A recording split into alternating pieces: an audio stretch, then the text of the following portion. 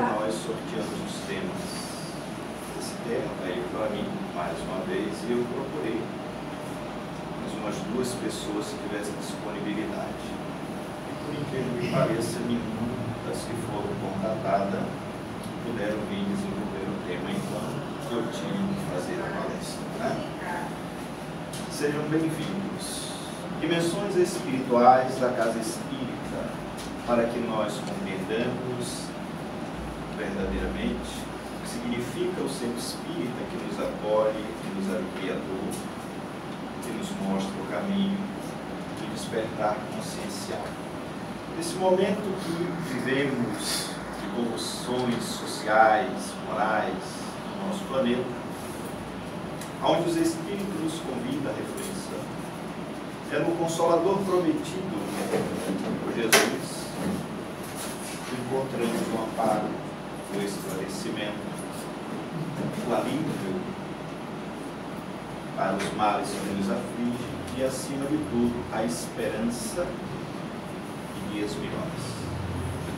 E às vezes eu vou à casa espírita, eu sou acolhido pela casa espírita, usufruo das benesses que a casa espírita pode me oferecer, mas desconheço a realidade, a complexidade, o que acontece na casa espírita a nível de plano espiritual.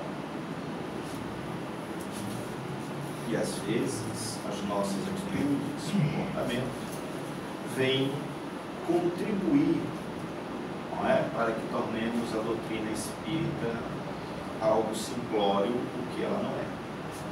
Então a casa espírita, como nos coloca os venerandos guias da humanidade, ela tem o caráter de hospital, de templo, de oficina, aonde nós vamos burilar sentimentos, curar as feridas, dilatar percepções conscienciais, para que possamos fazer a nossa caminhada de forma segura, compreendendo a nossa realidade de espíritos, caminheiros do tempo e do espaço.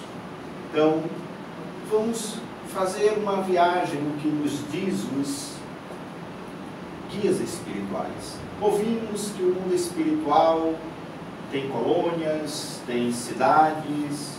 O que acontece?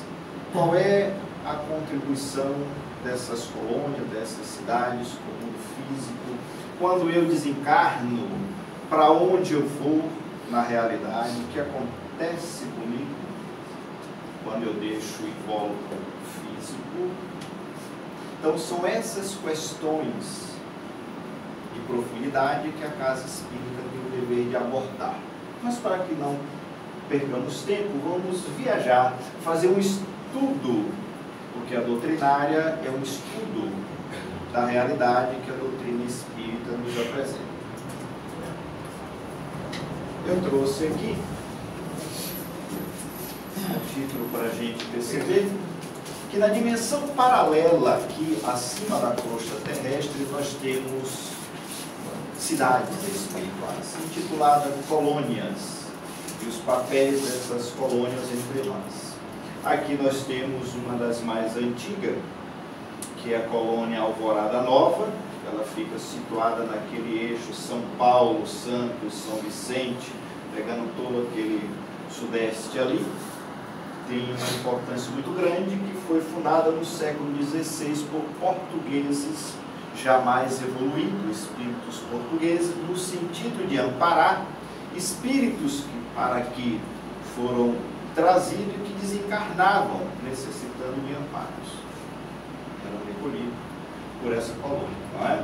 Hoje tem espíritos de escola aqui habitando, como Caibá Chute ou Irmã Sheila, muita gente fala, colônia Alvorada Nova. Bem, aqui nós temos uma outra colônia que presta um grande serviço. Tivemos contato e conhecimento dela, com um relato muito profundo do espírito André Luiz. Não é? Essa é a colônia Nosso Lar.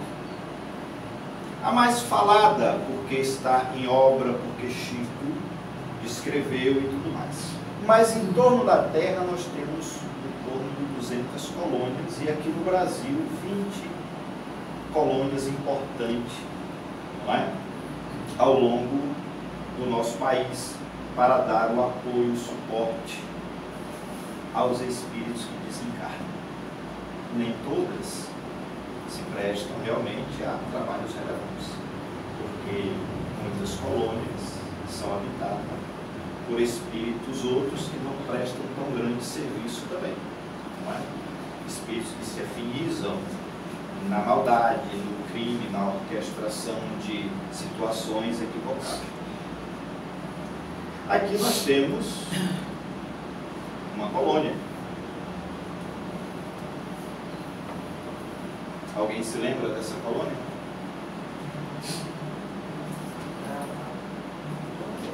Porque o umbral é uma colônia fundada pelas mentes tortuosas, enfermas, equivocadas, aqui na crosta da Terra, um filtro para receber as mentes em estados de tormento, as mentes viciosas, presas a todos os desatinhos possíveis. Primeiro vai passar aqui, nesse filtro, nessa colônia, como está aqui André Luiz na sua chegada, fugindo dos seus perseguidores, os espíritos que o perseguiam, chamando de louco. Aqui o momento do seu despertar, do seu grito de misericórdia,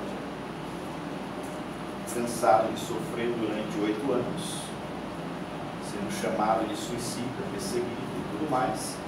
Aqui o momento que a colônia vizinha, porque nosso lar, ela está ali naquela região, não é? De São Paulo para cá, Rio de Janeiro, parte de São Paulo, aqui sul da Bahia, com o Espírito Santo. Então, é nesse momento que intercedem por ele, e a equipe de nosso lar chega para resgatá-lo. E aqui é o momento que ele está chegando, resgatado por Clarence, Ulisses e tudo mais, como feito que está para adentrar os portões da colônia e ser recebido, e aqui ele ficou até curar-se de todos os seus males e ter a oportunidade de se transformar no repórter da Terra, trazendo as primeiras informações precisas do que acontece no mundo espiritual, após aqui a nossa situação. Então, é uma palestra que eu vou tentar cumprir o tempo. Espíritos como Filomeno de Miranda e tantos outros, preocupados com a nossa realidade, não têm deixado de nos trazer informações precisas que nós precisamos absorver e apreender. Dimensões espirituais do centro espírita. Quando vocês adentram o centro espírita, é basicamente isso aqui que acontece, visto pelo plano espiritual. A espiritualidade precisa fazer uma barreira de contenção magnética, e aí entra o estudo do magnetismo, que são essas ondas magnéticas, que enquanto vocês adentram para receber o atendimento que vocês buscam, do lado de fora fica uma malta de espíritos desarmonizados, as entidades trabalhando, aonde é feita uma barreira de contenção, um cinturão magnético, para que essas entidades, na maioria das vezes, não possam ter acesso à casa, para permitir a vocês um melhor atendimento. Não quer dizer que eles não estejam sendo atendidos, estão. Por isso que, em alguns casos, as pessoas ainda conseguem entrar em processo de manifestações mediúnica obsessiva. Às vezes o espírito não está mais ali, ou foi permitido porque aquele já se tem uma condição de contenção. Às vezes ele está lá fora, mas ele está exercendo um determinado controle naquele psiquismo. Então, quando nós pedimos a prece, a sintonia, a oração para aqueles que já estão em melhor condições, de sintonia, é justamente para favorecer um campo magnético de ação para os espíritos amigos e os encarnados que aqui trabalham, desempenhar com melhor condições o atendimento. Mas é isso aqui que acontece. Todos os espíritos informam dessa maneira. Neste momento que eu estou falando aqui para vocês, aqui fora do centro espírita, vocês vão ver, eles colocam aparelhos para que esses que não podem entrar também recebam o esclarecimento através da mensagem trazida na noite de hoje. Às vezes é preciso que nós cheguemos à beira do abismo, no fundo do poço, as condições sociais, morais, espirituais cheguem a um ponto para que o nosso despertar e a nossa renovação se possa fazer. É o que diz Allan Kardec. Às vezes é necessário que o mal chegue ao excesso para se tornar compreensível a necessidade do bem e das reformas. Então, o convite que a doutrina espírita primeiramente faz é que após você receber o socorro, o atendimento, o lenimento daquilo que nos conduziu ao centro espírita, busquemos as nossas reformas. Na nossa forma de ver, de entender a vida, na nossa forma de vivenciar o nosso cotidiano, na eliminação de comportamento, vícios, atitudes que só têm trazido dores e sabores até o momento que eu bati na cabeça. Esse é o despertar da consciência. Não existe mágica na lei de Deus. Tudo interage. E a doutrina espírita, como consoladora, Allan Kardec já deixou isso em 1858. Ela tem essa capacidade. Mas vamos lá. Costumamos frequentar o centro espírita durante anos sem atentarmos para aspectos mais profundos da sua importância, pois o vemos apenas como um local onde vamos buscar ajuda, consolo, amparo, esclarecimento, e onde se tem um bom ambiente espiritual, apropriado para as reuniões espíritas. Não nos damos conta de toda a complexa estrutura espiritual que mantém uma série de atividades espíritas. Entretanto, há alguns anos, estamos sendo conscientizados, principalmente através de mensagens dos instrutores espirituais, do que é na realidade o centro espírita e a premente necessidade que temos de adequá-lo e preservá-lo de acordo com as diretrizes da codificação, bem como dos cuidados com que a espiritualidade maior cerca e dispensa uma casa espírita. Ora, se eles dispensam o cuidado muito profundo, por que nós queremos vulgarizá-la? Torná-la simplória com a nossa atitude, os nossos comportamentos, não é? Então, uma reflexão. O Espírito Manuel Filomeno de Miranda relata no capítulo 21 do livro Tramas do Destino como são planejamentos espirituais de um centro espírita, inclusive relatando os compromissos assumidos pela equipe espiritual que trabalharia diretamente com os encarnados, junto com aquele que seria o seu patrono, no caso o Espírito Francisco Xavier, que foi um abnegado trabalhador do cristianismo do século XVI. Ele está falando aqui de um dos centros que é referência do Rio de Janeiro, juntamente com o CELT, que é o Centro Espírita Leão Denis. Iremos enfocar aqui alguns desses planejamentos do plano extrafísico e como são efetuados na prática pelos benfeitores espirituais, fazendo uma reflexão em torno da participação dos encarnados enquanto tarefeiros na seara espírita.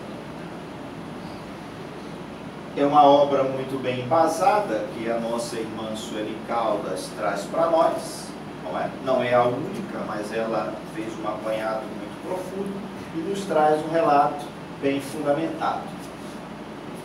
Bem, os alicerces.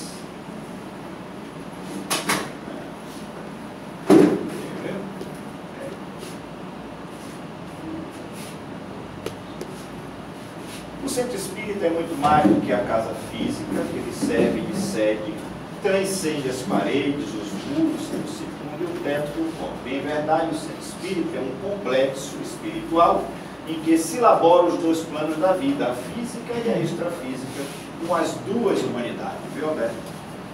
Respondendo a sua pergunta lá embaixo.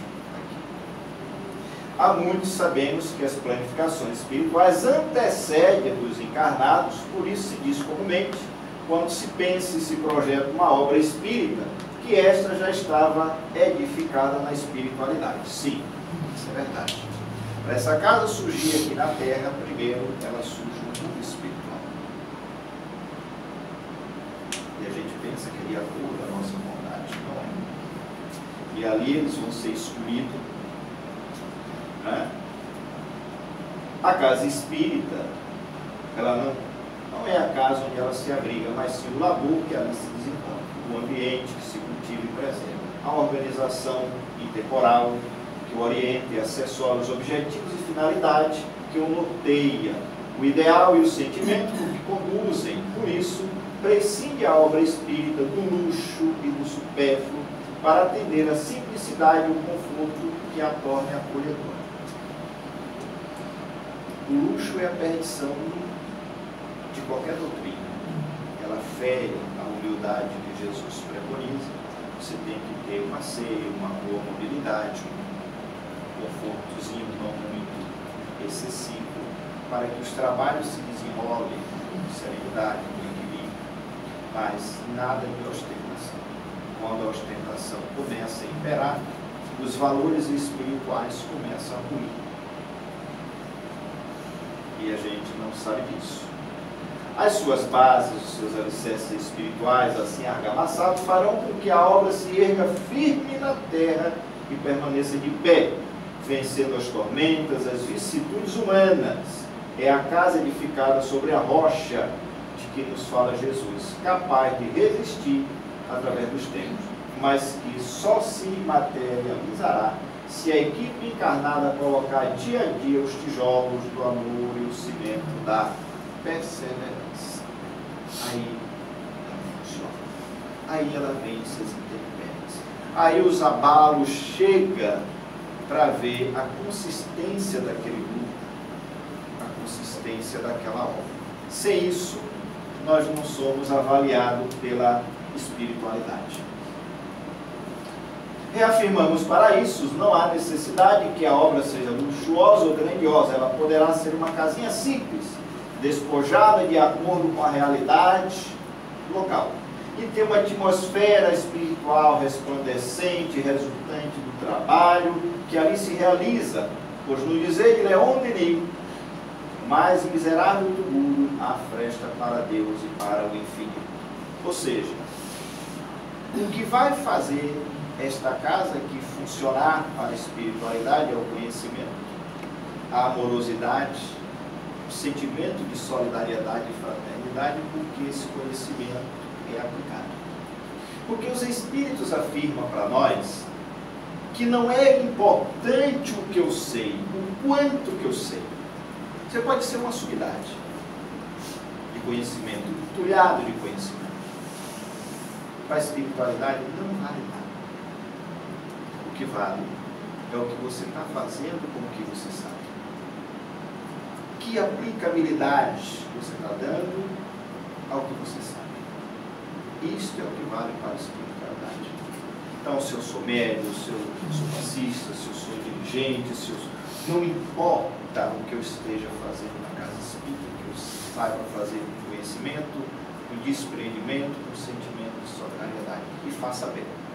Eu não faço por obrigação, eu faço porque sei que esse é o caminho melhor para que eu cresça e ajude o outro a crescer também. Esse é que é o trabalho. Os planos iniciais para a fundação em um centro espírita ocorrem na espiritualidade, com antecedência de muitos anos, quando a equipe espiritual assume a responsabilidade de orientar e assessorar as futuras atividades que ali serão desenvolvidas. Isso é feito em sintonia com aqueles que irão reencarnar com tais programações. Para chegar-se a esses compromissos, são estudadas as fichas kármicas dos escolhidos. E aí vem aquela velha informação que Jesus não quer. Ele não quer os capacitados, mas ele vai capacitar os escolhidos. Você, vem cá. O compromisso aqui é esse. Ah, Senhor, não sei nada, vai aprender, não se preocupe. Aí é que a coisa começa. Então, Na doutrina espírita, tenha certeza, cada indivíduo veio para determinada situação, ou para muitas situações, de acordo com ele foi escolhido, de acordo com o seu processo kármico. Ninguém vem médio por acaso, ninguém chega à direção de casa espírita por acaso. Ninguém, porque o acaso não existe na lei do universo. Não existe. Tire isso da cabeça. Organizamos na espiritualidade turmas compactas de aprendizes para a reencarnação. Saem milhares de mensageiros aptos para o serviço, mas são muito raros os que triunfam. Alguns conseguem execução parcial da tarefa. Muitos fracassam de todo. Médios, doutrinadores, costumam transformar-se em instrumentos inúteis. Raro, olha o que é que ele coloca. Médios, doutrinadores, costumam transformar-se em instrumentos inúteis. Raros triunfam. E às vezes a gente acha que já está fazendo muita coisa, porque eu vou no centro hoje, eu fui no centro ontem, porque eu trabalhei. Ele está dizendo aqui, se candidate a ser um seguidor, porque Jesus disse que no reino dos céus o maior seria aquele que mais servisse. Então, está lá, essa mensagem está lá na obra dos mensageiros, do Espírito Tobias, que é um mensageiro.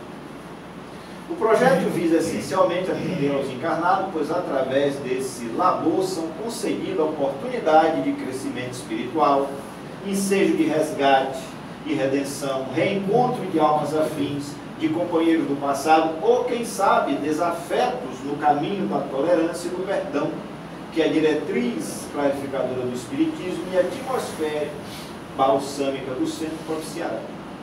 Para que isso seja alcançado, a Casa Espírita apresenta um leque de opções variadas de aprendizado e trabalho, onde se favorece a transformação moral, que deve ser o apanágio do verdadeiro Espírito.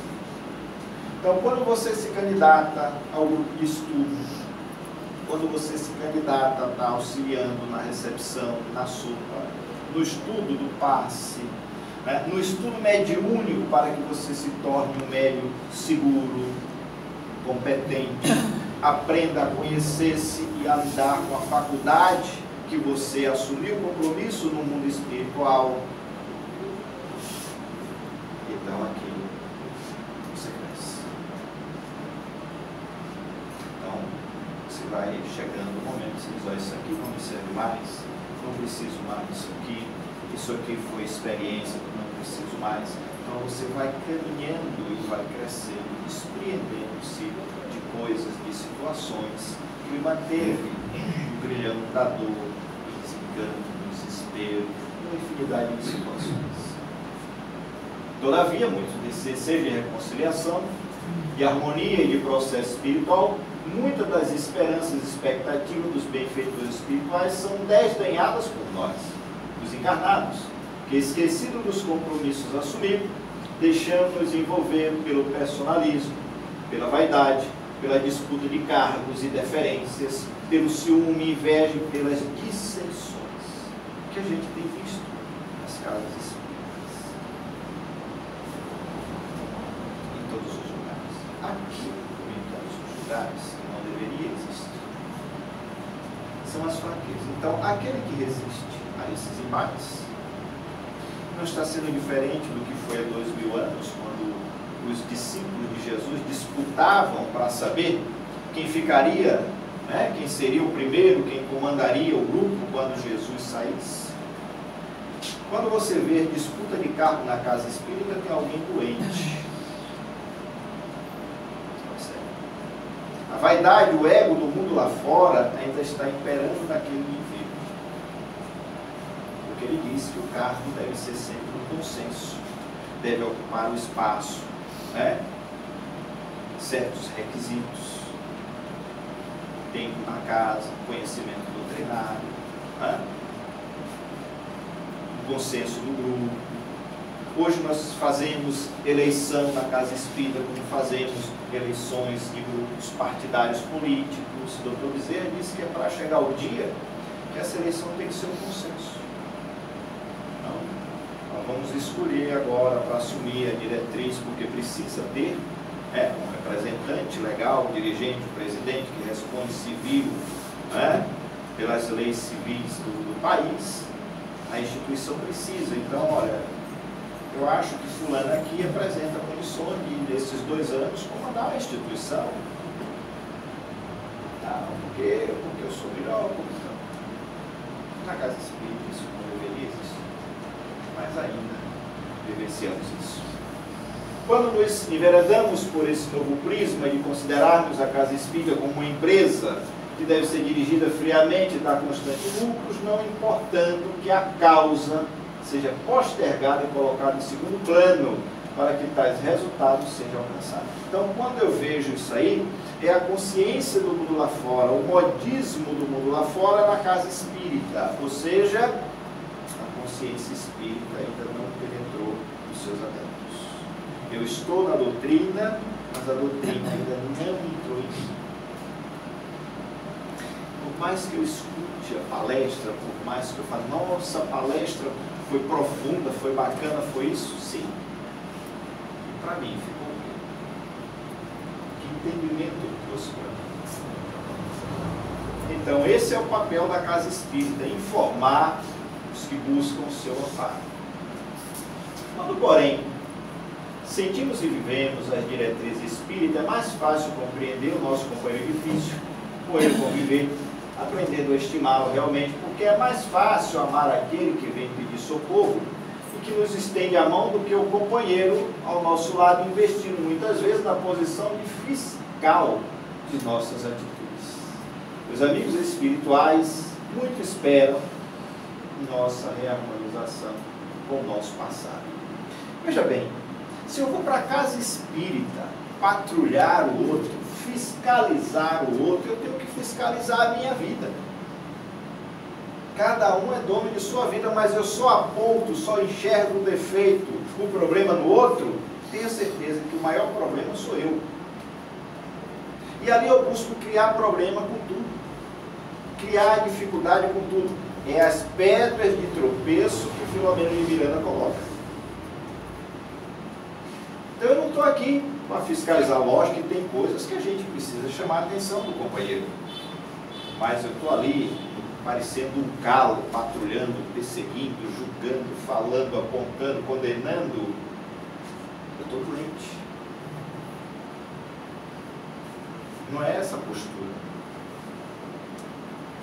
Por isso é essencial que nos esforcemos para viver as diretrizes espíritas, a fim de que honremos o Espiritismo não somente com os lábios, mas essencialmente com o coração, já que ele é o Consolador prometido por Jesus.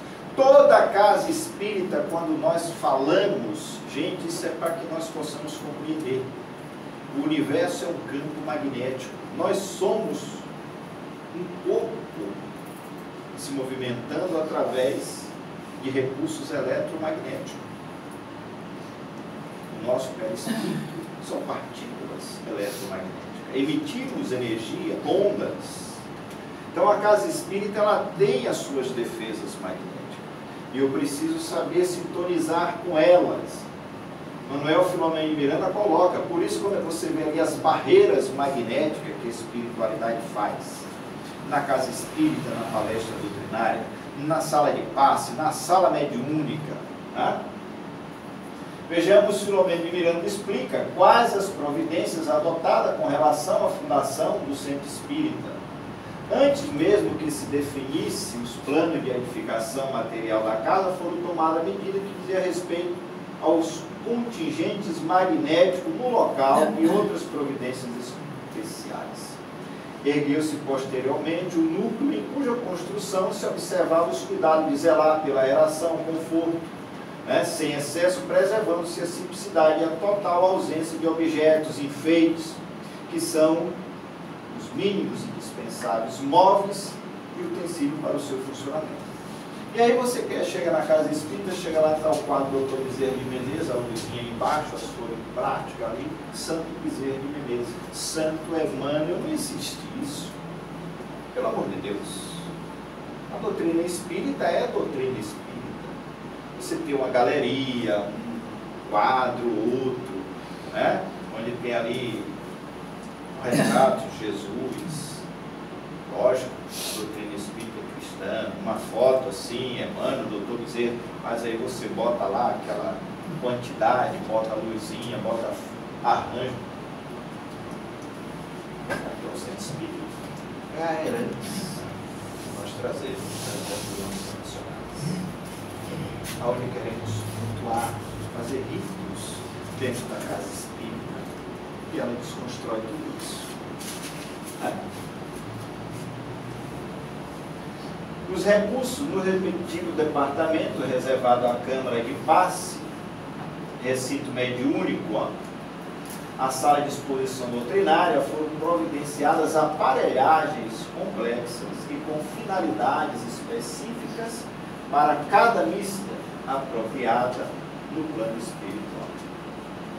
Esses recursos magnéticos, que constituem as defesas espirituais de um centro espírita fiel aos princípios da codificação kardeciana, conforme as circunstâncias o exigem, podem ser intensificados, tal como é relatado no notável livro da querida médium Ivone Pereira, Em Memória do Suicida, quando ela vai relatar o que acontece nas sessões mediúnicas especiais para atendimento de espíritos suicidas, espíritos que desencarnam de formas traumáticas e tudo mais. São esses recursos magnéticos que permitem tratamento, deslocamento, inclusão, retirada de aparelhos parasitas, cirurgias espirituais, recomposição perispiritual do indivíduo. E tudo isso é feito aí, na Câmara de Paz, quando nós estamos lá manipulando os fluidos magnéticos para tratar muitos dos processos que se chegam à casa espírita. Nas reuniões mediúnicas, para tratar espíritos deformados em processo de monoideísmo e de ideoplastias, são os recursos. Aqui, na sala doutrinária, toda a casa espírita tem o seu espaço destinado à realização de reuniões públicas de portas abertas, onde os expositores abordam os estudos e palestras doutrinárias, especialmente das obras da codificação. Este recinto recebe da espiritualidade um cuidado compatível com a importância das tarefas ali desenvolvidas. Espíritos especializados magnetizam o ambiente e o preservam e o renovam constantemente, propiciando a psicosfera salutar, consoante informa Manuel Filomeno Miranda. São instaladas defesas magnéticas que impedem a entrada de entidades desencarnadas hostis e malfeitoras, assim só entram aqueles que obtêm a permissão. Isto quando o trabalho é sério, voltado justamente à desordem do mundo, à influenciação, como já temos conhecimento, aconteceu em vários lugares, aqui também, justamente por força disso.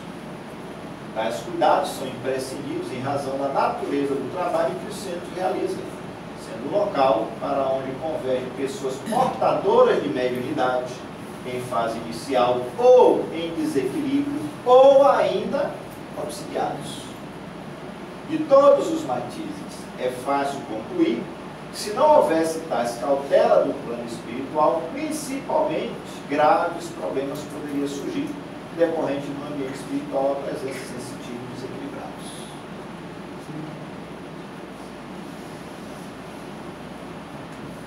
A gente acha que tudo é fácil.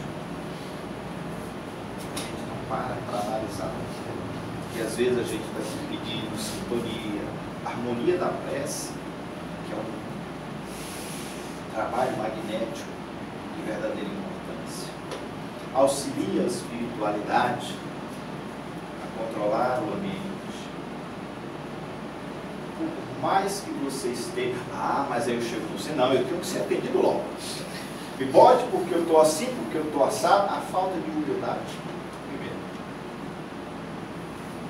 Ali eu já abro espaço para a minha própria desarmonia.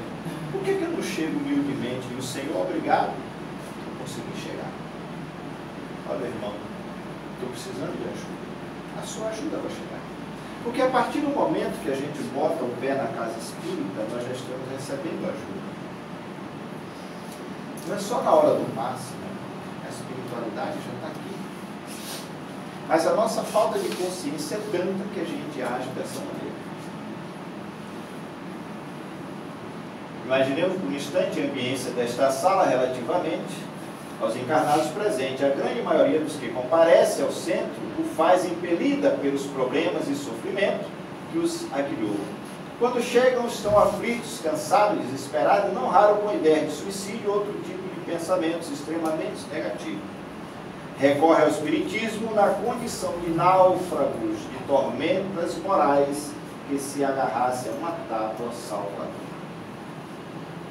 Mas mesmo nessa condição, quando saímos, parece que esquecemos tudo. Quando botamos o telefone. E aí ele vai dizer, vibrando em inarmonia. A quase totalidade dessas criaturas estão imantadas a desafetos do passado ou entidades outras, igualmente desequilíbrio, que por sua vez as envolvem em fluidos perniciosos, várias são portadores de monoideia. Para os que não entendem que na harmonia, não é? O que é que eu entendo como inarmonia?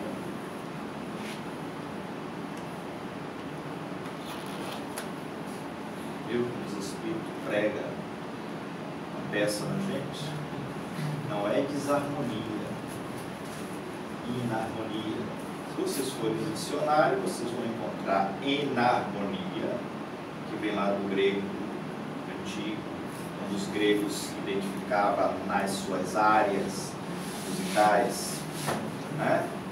A dissonância de uma nota no meio da área, ali ele já sabia que havia um processo de enarmonia musical e inarmonia, que é um processo de instabilidade emocional quando vamos falar de emoções.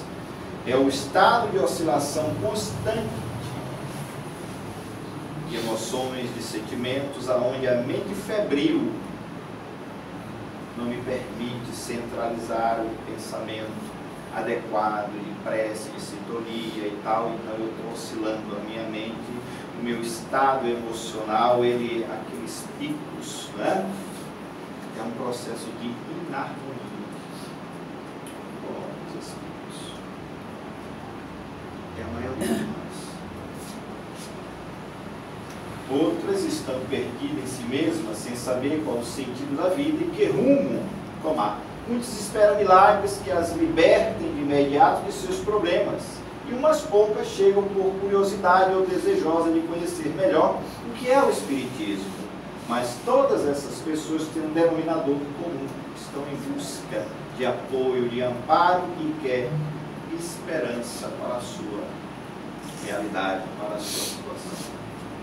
Esse conjunto de vibrações desarmônica e a malta de desencarnado que gravita ao seu redor, todos interessados em obstar tudo aquilo que pode significar libertação para suas vítimas. No caso, a palavra esclarecedora da doutrina, por certo, afetaria os médios presentes ainda não equilibrados, não fossem os cuidados e vigilância dos benfeitores espirituais, que de forma abnegada, de forma amorável, se dedicam a estarem aqui, acreditando em nós, confiando em nós, para que juntos possamos favorecer aqueles irmãos em situações delicadas, vivenciando os seus dramas cotidianos. Essa é a realidade da casa espírita. Ele vai dizer que os espíritos especializados fazem, portanto, a triagem dos desencarnados, que irão entrar sempre visando os que estão em condições de serem beneficiados, mas outros são momentaneamente afastados de suas vítimas enquanto permanecem no centro. Em decorrência, grande é o número de entidades que ficam postadas do lado de fora da casa, como que aguardando permissão para entrar ou interessado em achar alguma brecha nas defesas magnéticas com o intuito de causar perturbações. No transcurso da exposição doutrinária, grande amparo é prestado ao público. Equipes especializadas atendem aos que se apresentarem condições espirituais mentais favoráveis e receptivas, medicando-os, até mesmo realizando cirurgias espirituais. Então vocês percebam a complexidade de uma casa espírita, que a gente não para analisar. E queremos, às vezes, colocar a espiritualidade ao nosso talão, à nossa disposição. Não, gente. O chamado é justamente esse: libertar a dor, ampliar a consciência, apontar diretrizes para que possamos caminhar de forma melhor. Vejam o quanto ele investe na ação doutrinária.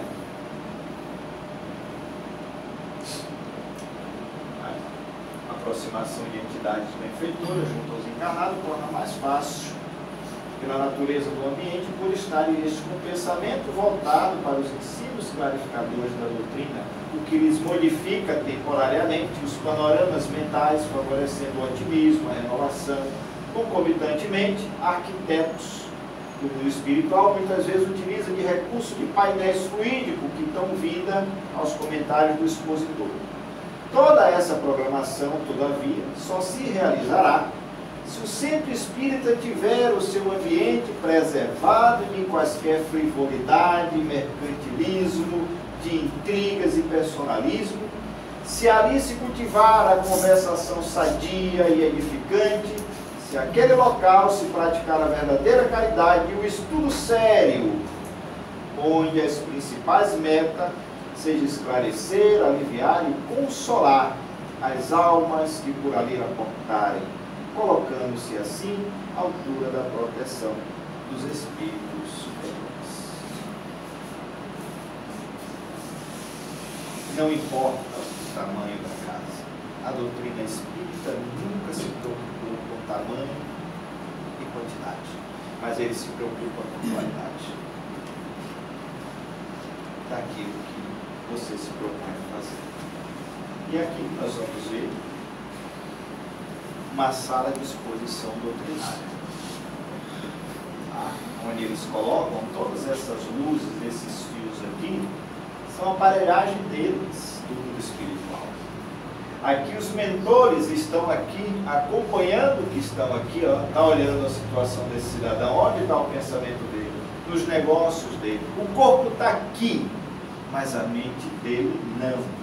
Está lá no negócio, no trabalho, no escritório, e eles estão preocupados, porque ele pode ser um ponto de desarmonia. A proteção, quando a casa tem do expositor, para que sombras não se acerque dele, induzindo a pieguismo, a colocações chulas, a inspiração do trabalho corretamente apresentado. E para muitos que gostam de vir para cá, passa o dia inteiro sem fazer nada e quando chega no centro espírita não vai dormir. Certo? Está na mão do obsessor que está lá do lado de fora. Não vai ouvir nada, não vai melhorar nada, não sabe de nada e não vai voltar direto para a mão dele. Porque se permitiu.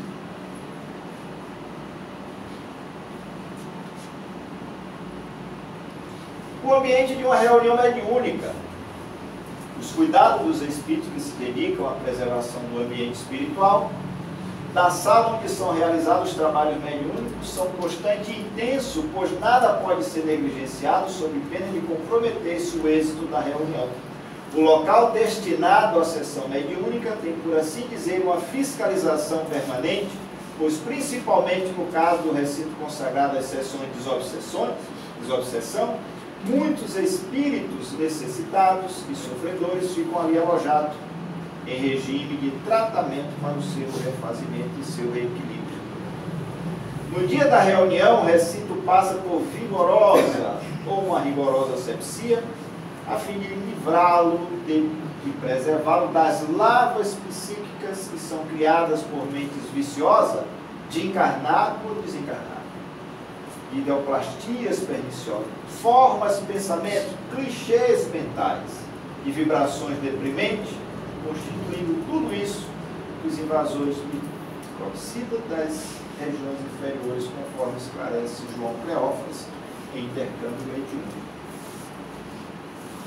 Importante ressaltar que tais invasores microbicidas contaminam o homem vigilante, que apresente, por sua vez, pensamentos doentios, descontrolados, que são verdadeiras brechas ao assédio inferior, resultante daí a parasitose mental e o vampirismo.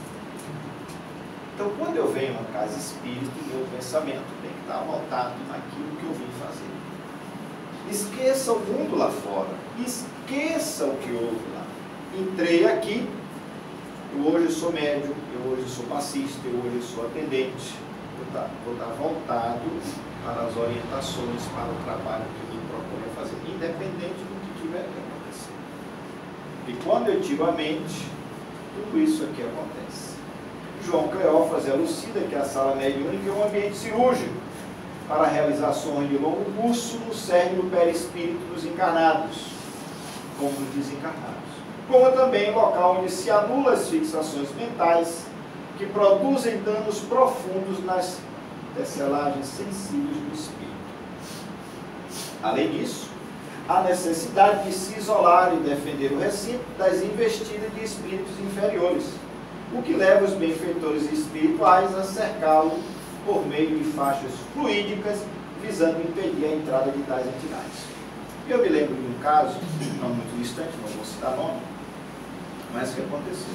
De repente, na reunião, se apresentou um espírito feroz, adversário mesmo. Vocês são bam, bam, bam, mas eu entrei, eu disse assim, vem aqui, como você entrou? Ah, vamos lá. E aí comecei a cantar. E ele entrou juntinho, colado, perto. Sabe quando a gente não queria pagar a passagem do ônibus lá atrás, a gente estava colado um atrás do outro na catraca e passava ali? Um médium e vigilante da casa, quando chegou com ele, porque ele já vinha naquele estado, naquele dia ele estava nos dias, ele colou no perispírito, entrou e pronto, foi uma reunião mediúnica. Culpado a casa, culpado médico, se permitir. Então você responde por essas situações.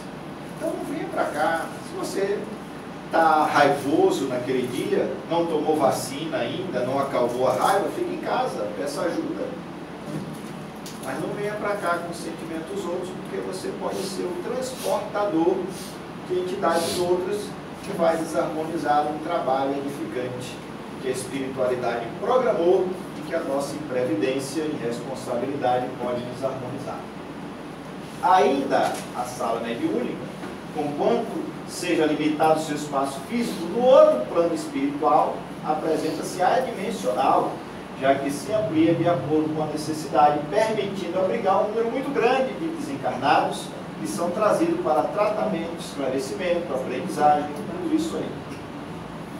Esses quadros fluídicos não são criados ao sabor do acaso, mas obedecem a uma programação e a pesquisa sobre o passado dos que precisem desse recurso.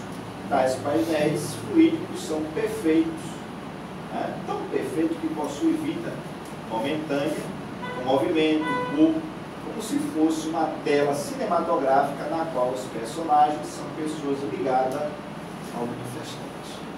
Tudo isso para a gente tratar muitos casos, vocês, que todos nós apresentamos a casa espírita. Então, tudo isso nos dá uma pálida ideia do grandioso trabalho do mundo espiritual. É o laboratório do mundo invisível citado por Kardec. E dizer que com a nossa invigilância podemos prejudicar no relance toda essa estrutura. Isso acontece quando comparecemos despreparados para a reunião, trazendo vibrações negativas e desequilibrantes, quando trazemos um pensamento viciado, terminamos o versículo cuidadosamente preparado. Nessa hora, os tarefeiros da espiritualidade usam um recurso de emergência que vai isolar aquele indivíduo, o que acaba penalizando, diminuindo a qualidade e os recursos do trabalho. Como vemos, entregar uma equipe mediúnica é um encargo de grande responsabilidade. Importa considerar que somente as reuniões mediúnicas sérias merecerão dos benfeitores espirituais todo esse cuidado e preparo. Se os encarnados corresponderem, o grupo mediúnico crescerá em produtividade sob a chancela de espíritos bondosos. Em caso oposto, a reunião nada produzirá de positivo, tornando-se presa fácil para espíritos inferiores. Então vocês percebam a complexidade que é você formar um grupo mediúnico, adequar um grupo mediúnico através de estudo, treinamento, trabalho, a briga que você compra para poder adequar pessoas que, mesmo a maioria sendo precisados, necessitados de tudo isso, colocam resistência. Às vezes querem impor seus caprichos, suas vontades, o que foge à programação do mundo espiritual. E aí a casa fica com um trabalho simplório, meia boca, passezinhos para poeira, reuniãozinha só para médios sacudir espírito. Você caminha para ali anos e anos e não consegue resolver coisa nenhuma. Mas é espiritismo. Ah, porque a gente dá sopa, porque a gente dá roupa. Isso não é espiritismo. Isso faz parte de uma ação caritativa. Doutrina espírita é você conhecer os seus postulados e lutar para vivenciá-los da melhor forma possível, para que assim você possa resolver a sua problemática como espírito e auxiliar os que batem na porta. Né? Então a opção é nossa, dos encarnados. Os amigos espirituais estão sempre dispostos a secundar os nossos melhores esforços. São eles que traçam as diretrizes dos trabalhos mediúnicos, que na realidade dirigem as atividades, mas ficam na dependência da nossa cooperação. Se tivermos receptivos às orientações e apresentarmos por nosso lado esforço de iniciativas identificadas com seus propósitos, as duas equipes, a espiritual e a dos encarnados, tornar-se-ão homogêneas, vibrando no mesmo diapasão, e você tem sempre um sucesso nas empreitadas dos trabalhos. Aqui se desenrola uma reunião mediúnica, assim a gente pega espírito sonolento, fazemos transfusão de fluido para que ela durma menos, tudo isso assim. São os painéis, e aqui é como eles mostram do lado de lá, as enfermarias que são ampliadas para receber entidades enfermas, doentes, que são desligadas e colocadas ali para atendimentos. A espiritualidade é de uma misericórdia muito grande. E aí, entre as colônias, do qual a casa tem a ligação, aqui nós temos a colônia Redenção, que é uma das mais importantes, viu gente? Pega esse triângulo aqui de Salvador, Alagoinhas, essa região toda, voltada para tratamento, acolhimento, tem um dos maiores acervos que fala da fraternidade, solidariedade, casos lindos de amor. Tem parte da vida de Jesus retratada aqui nessa colônia de forma integral. Aqui. E a gente desconhece. Maravilha dos ensinamentos. Então, isso aqui é os bastidores espirituais de uma reunião mediúnica. A sala de paz apresenta características próprias em virtude do trabalho ali realizado. Sendo local de atendimento ao público, é natural que este interfira na audiência. Entretanto, como se pode deduzir, a grande maioria das pessoas que buscam o socorro do passe o fazem imbuído dos melhores sentimentos, é o que informa algo. Referindo-se à sala de passe, ele esclarece ali estarem reunidas, sublimadas emanações mentais da maioria de quantos vale do socorro magnético. Tomado de amor e confiança, essas vibrações permanecem no ambiente e se acumulam a tal ponto que, no dizer de algo, cria um ar de atmosfera especial formada pelos pensamentos, preces e aspirações. Então, quando a gente pede aqui, gente, o trabalho de quinta-feira foi basicamente fundado para isso. Vibração e paz. Baixar as tensões. Buscar harmonizar o máximo. Ensinar a pessoa a construir painéis fluídicos, mentais, plasmando paisagens, pensamentos, vibrando na música, na mensagem evangélico-doutrinária, para ir desconstruindo muito do que trazemos para mim. E quando chegamos no passe, temos uma melhor receptividade. Então, tem gente que já vai para o passe querendo ver os espíritos que estão na sala, pensando que o pai e a mãe que desencarnou vai baixar naquele momento, ou fica curioso com o companheiro que está fungando ali do lado do espírito que porventura chegou, ao invés de se concentrar na prece. Isso quando não acaba ele mesmo incorporando, né? Às vezes traz lá as suas mediunidades, ou está no seu processo e acaba. Então a sala de passe é o lugar que você entra dizendo: Senhor, eu estou aqui, preciso da sua ajuda. Cura minha alma enferma, né? Antes de curar o meu corpo, que eu saia daqui bem melhor do que quando eu quero. Mas aí a gente entra ligado no que vai acontecer.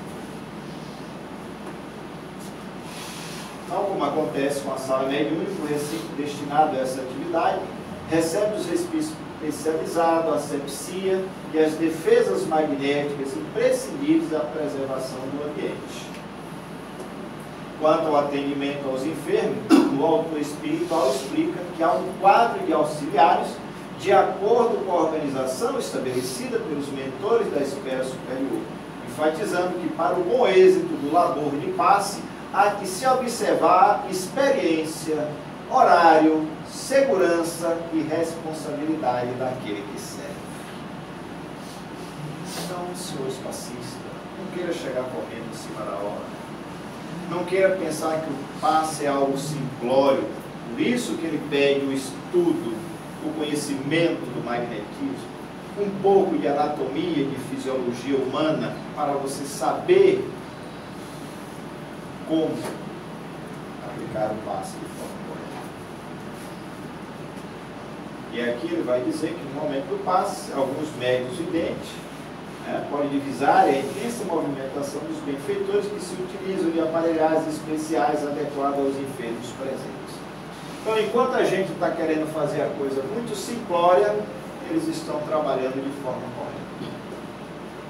A organização do mundo espiritual é, pois, exemplar. Não obstante, nós, os encarnados, deixamos muito a desejar com as nossas falhas costureiras, que vão desde a invigilância em nosso cotidiano até a frequência irregular, o que, por certo, prejudica os trabalhos. É fundamental, portanto, que haja uma conscientização de nossa parte da grandeza e complexidade dos labores espirituais, a fim de participarmos de modo mais eficiente e produtivo.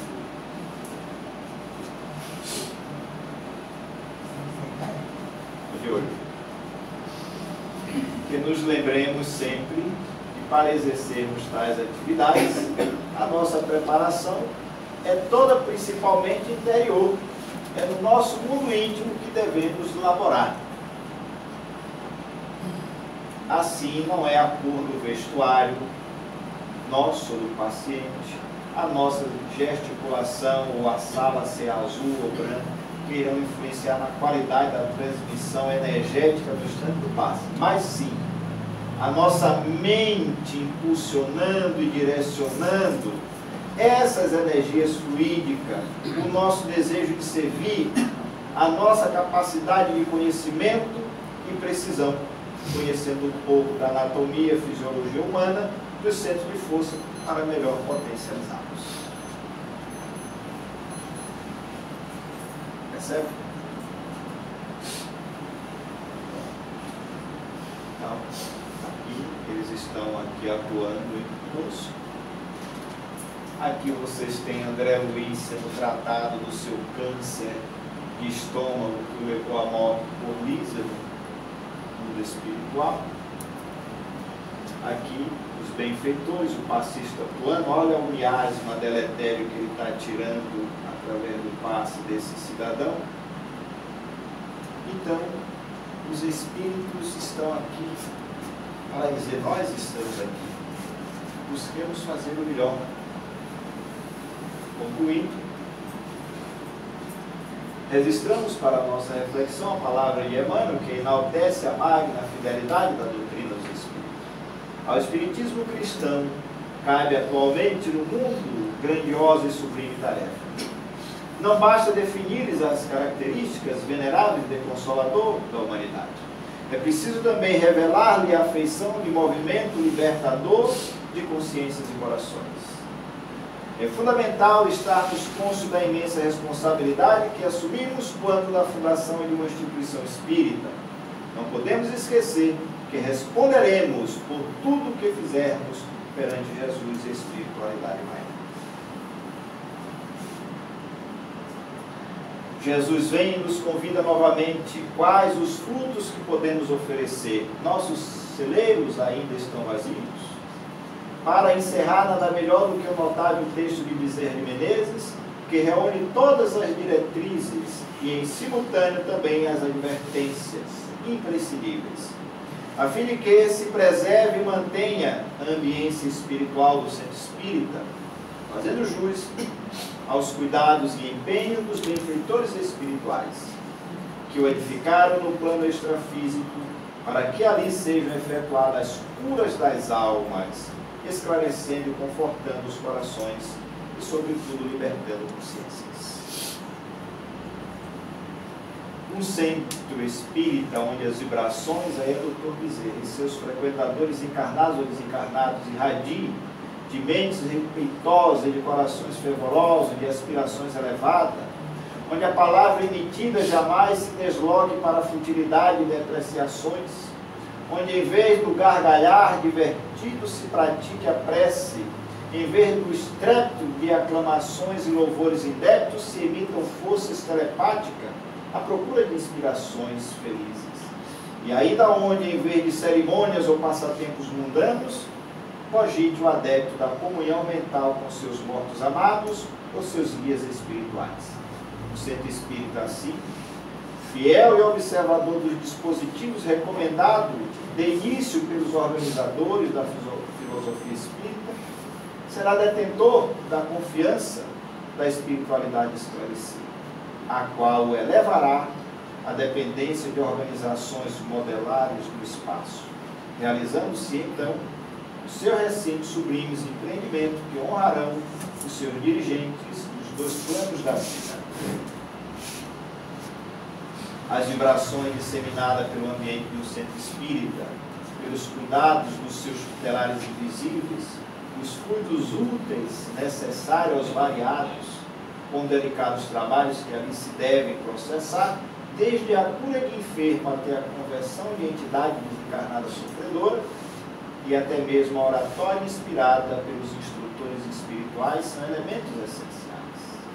Essas vibrações, esses fluidos especializados, muito sutis e sensíveis, hão de conservar-se imaculados, portanto, intactas as virtudes que eles são naturais e indispensáveis ao desenrolar dos trabalhos, porque assim não sendo, se mesclarão de impurezas prejudiciais aos mesmos trabalhos, por anularem as suas profundas possibilidades. Daí, porque a espiritualidade esclarecida recomenda aos adeptos da grande doutrina o máximo de respeito nas assembleias espíritas, onde jamais deverão penetrar a frivolidade, a inconsequência, a maledicência e o intriga, o mercantilismo, o oportunismo, o ruído e as atitudes menos graves, visto que essas são manifestações inferiores do caráter da inconsequência humana, cujo magnetismo para tais assembleias e, portanto, para a agremiação de tais coisas permite atrair a bandos de entidades hostis, malfeitoras do invisível, que virão a influir nos trabalhos posteriores, a tal ponto que poderão adulterá-los ou impossibilitá-los. Então, eles vai encerrar dizendo Somente esses, portanto, serão registrados no além-túmulo como casas beneficentes ao templo do amor e da fraternidade, abalizado para as melindrosas experiências espíritas, porque os demais, ou seja, aqueles que se desviam para normas ou práticas extravagantes ou inapropriadas, serão no espaço considerado meros clubes sociais onde se aglomeram aprendizes do Espiritismo em hora de lazer. Palavras de Bezerra de Menezes. E aí eu tomo aqui minhas palavras de Herculano Pires, quando ele diz que se nós espíritas bem compreendêssemos e bem estudássemos a doutrina, compreenderíamos o verdadeiro papel do centro espírita aqui na Terra, e o Espiritismo já seria o maior movimento espiritual e cultural da nossa Terra. Não basta suplicar a intercessão aos bons espíritos. Convençamos-nos de que a nossa renovação para o bem por Jesus é sagrado e positivo da vida. Não basta restaurar simplesmente o corpo físico. É inadiável o dever de buscarmos a cura espiritual para a vida eterna. Doutor Bezerra de Menezes. Então, amados irmãos, está aí a mensagem. Eu busquei todas as fontes, para não dizer que foi uma fonte só, para que nós percebamos o que os espíritos superiores, encarregados, os espíritos espíritas, do movimento espírita, encarregados pela codificação, pela regeneração da nossa humanidade, preocupados com o que acontece conosco aqui na Terra, preocupados com o que acontece hoje na nossa sociedade, nos convidando à reflexão, ao verdadeiro entendimento do que é ser um espírita cristão e o que é um centro espírita, como hospital, templo, oficina de amparo, alívio, esclarecimento, para que tenhamos realmente uma vida melhor quando encarnar e melhor ainda quando adentrarmos no mundo espiritual.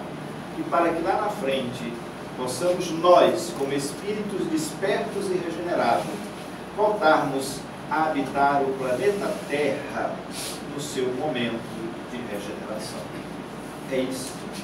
Este é o papel da doutrina espírita entre nós. Agradeço a vocês por me prestarem os ouvidos por esse breve instante. Tenham todos uma boa noite e uma paz duradoura.